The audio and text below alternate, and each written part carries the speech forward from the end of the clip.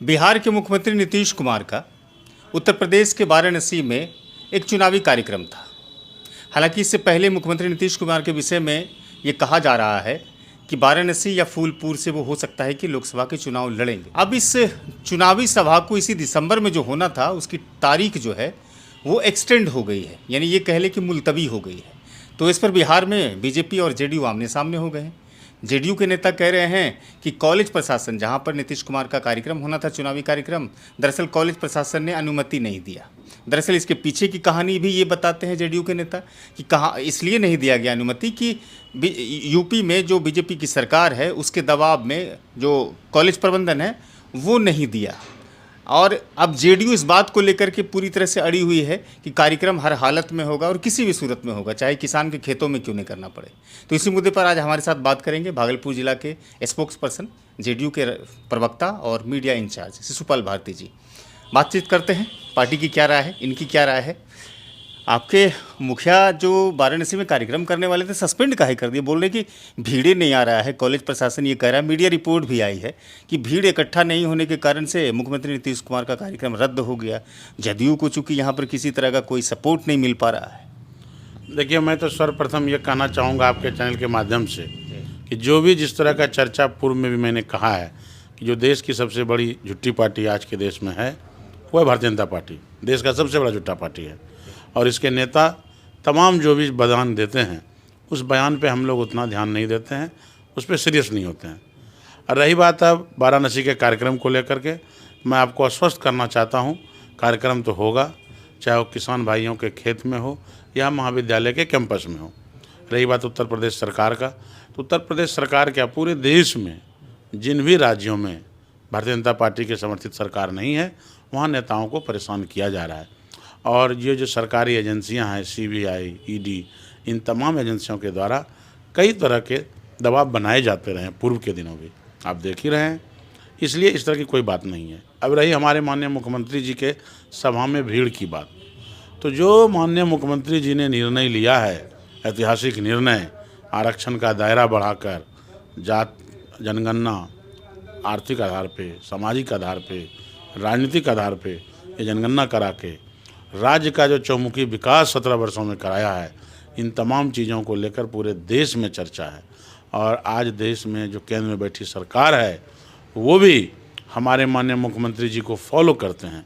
हमारा 7 निश्चय का जो काम था जल वाला, जल नल वाला, उसको बाद में देश में लागू किया गया। आज पूरे बिहार में देश के तमाम राज्यों से ये मांग आ रहा है कि जो बिहार के तर्ज पे ही बाकी राज्यों में भी जनगणना कराया जाए और जनगणना के आधार पर आरक्षण का दायरा बढ़ाया जाए। जी अच्छा, शिशुपाल भाई ये बताइए, क्या मुख्यमंत्री जी उत्तर प्रदेश से चुनाव लड़ेंगे, बिहार से नहीं लड़ेंगे क्या? देखिए, माननीय मुख्यमंत्री जी का जहाँ तक चुनाव लड़ने का सवाल है, इंडिया गठबंधन जो गठबंधन बना है वो गठबंधन जो निर्णय लेगा और उस निर्णय के तहत जहाँ से भी माननीय मुख्यमंत्री जी को चुनाव लड़ाने का एक सहमति बनेगा तमाम विपक्ष पार्टियों के तरफ से, तो हमारे मुख्यमंत्री जी तो देश के कहीं से चुनाव लड़ लेंगे। पूरे देश में चर्चित चेहरा है, पूरा देश मांग कर रहा है, देश की जनता मांग कर रही है कि आगामी जो लोकसभा का चुनाव हो उस चुनाव के बाद जो परिणाम आएगा हमारे पक्ष में, तो नेतृत्व, देश का नेतृत्व माननीय नीतीश कुमार जी को दे, ये पूरे देश में चर्चा है, पूरे देश की मांग है। अच्छा शिशुपाल भाई, क्या ये समझा जा सकता है कि 2013-14 में जिस समय नीतीश कुमार और नरेंद्र मोदी आमने सामने हुए थे और गठबंधन टूटा था, बाद में बिहार में सेपरेट होकर के अलग से चुनाव भी लड़े सभी सब पार्टियां जो है, अब ये बताइए कि यही घटनाक्रम जो उस समय का था अब से फिर से शुरू होने वाला है क्या? जो अभी देखा जा रहा है लोकसभा चुनाव में वाराणसी को बनाया जा रहा है, उसके लिए संसदीय क्षेत्र, उसके बाद फूलपुर भी बनाया जा रहा है, तो वाराणसी से तो नरेंद्र मोदी वहाँ से चुनाव लड़ते आ रहे हैं, वहाँ से जीतते आ रहे हैं। उनके सामने जो लड़ाई और जो तैयारी चल रही है नीतीश कुमार जी की, देखिए उनके सामने उनके लोकसभा क्षेत्र में तैयारी की कोई बात नहीं है। वो तो इसलिए सभा वहाँ कराने का उद्देश्य था कि ये जो भ्रम फैला के रखे हैं, ये जो माया जाल अपना रखे हैं, जुमलाबाजी करके, जो इसलिए वहीं से स्टार्टिंग करने का था कि वहीं से हम लोग शुरुआत करेंगे, उसके बाद पूरे देश में जाएंगे। यानी उसके किला को भेदने का कोशिश किया जा रहा है। किला तो उनका है ही नहीं, उनके भ्रम को, जनता के बीच जो भ्रम फैला दिए हैं उसको तोड़ने का प्रयास किया जा रहा है, उसका सफल प्रयास है। अच्छा ये बताइए कि अभी जो गठबंधन, इंडिया गठबंधन की बैठक होने वाली है, इसमें क्या सीट के इस पर खुलासा हो जाएगा, सीट कितना मिलना है, क्या मिलना है, और क्या ये भी अटकलें तेज है कि संयोजक बनाने की बात हो रही है इंडिया गठबंधन की तरफ से नीतीश कुमार जी को, संयोजक एटलीस्ट बनाया जा सकता है क्या, क्या लगता है आपको? देखिए, जहाँ तक संयोजक बनाने की बात है तो माननीय मुख्यमंत्री जी ने ये गठबंधन ही बनाया, इसका पहल ही किया। मैं पूर्व के दिनों में भी कहा हूँ कि इंडिया गठबंधन का पहल ही माननीय नीतीश कुमार जी का देन है। आज इंडिया गठबंधन पूरे देश में है, ये परिणाम माननीय मुख्यमंत्री जी के पहल से हुआ है।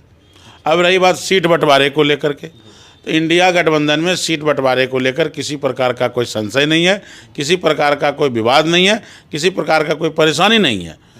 पूरे देश के तमाम राज्यों के जो पार्टियां, राजनीतिक पार्टियां हैं इंडिया गठबंधन में, सब मानसिक रूप से तैयार है, एक माहौल बना हुआ है। मूल उद्देश्य है तमाम पार्टियों का जो टारगेट है वो टारगेट है आरक्षण बचाओ, संविधान बचाओ, देश बचाओ। ये मंदिर मस्जिद के नाम पे जो तोड़ने का, बांटने का काम कर रहा है, इससे देश को बचाना है। निजीकरण की ओर जो देश के लेके जा रहा है, उससे देश को बचाना है। सीट बंटवारा कोई मुद्दा ही नहीं है, मुद्दा है लोकतंत्र को बचाना है, देश को बचाना है।